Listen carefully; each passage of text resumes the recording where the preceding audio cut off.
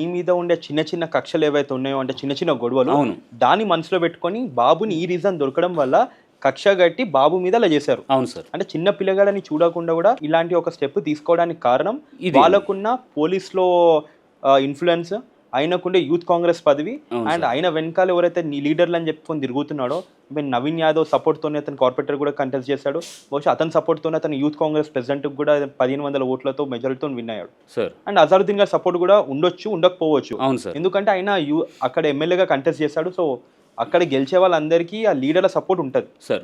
But మీరు ఇట్లాంటి టైంలో బీఆర్ఎస్ అప్పట్లో మాగంటి గోపీనాథ్ గారు ఉన్నారు. సార్. ఆయనని కలిసారా? లేకపోతే లోకల్ కార్పొరేటర్స్‌ని ఎవరన్నా? అసలు ఇంత పెద్దగా అయ్యే వరకు నేను అసలు ఈ కేసుల గురించి వేటి గురించి పట్టించుకోలేదు సార్ నేను. ఫస్ట్ పిల్లోడు ట్రీట్మెంట్ చేయించుకుందాం అని చెప్పేసి నాకున్న 2 కార్లు అమ్ముకొని ట్రీట్మెంట్కి సంబంధించి తిరుగుతున్నా.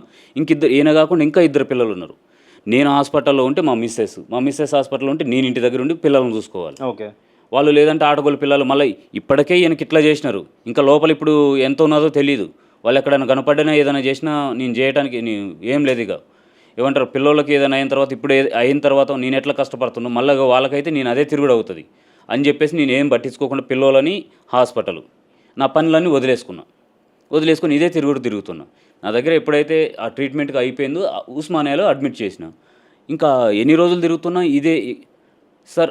మీరు నమ్ముతారో నమ్మరో జనవరి నుంచి టాబ్లెట్లు అడ్మిట్ అయినప్పుడు తప్ప ఇంతవరకు టాబ్లెట్ రాయలేదు. టెస్టులు ఈ బోన్కి ఇది నొప్పి లేస్తుందని చెప్పేసి అంటే వాళ్ళు ఏమంటారు టీవీ జబ్బుకు రాశారు. మళ్ళీ అక్కడికి వెళ్ళినాం. అక్కడ మొత్తం ట్రీట్మెంట్ చెకప్లు అవన్నీ చేసుకున్నాం. ఇటు ఒక 10 రోజులు పోయింది.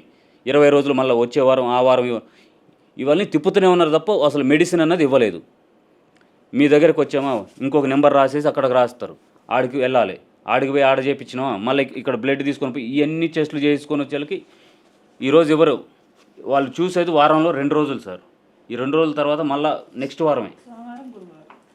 ఇంక ఇట్లా నెలలు గడిచిపోతూనే ఉంది. ఇంకెక్కడ సార్ నేను కంప్లైంట్ ఇచ్చేది ఎక్కడ, వీళ్ళకి చేయించేది ఎక్కడ?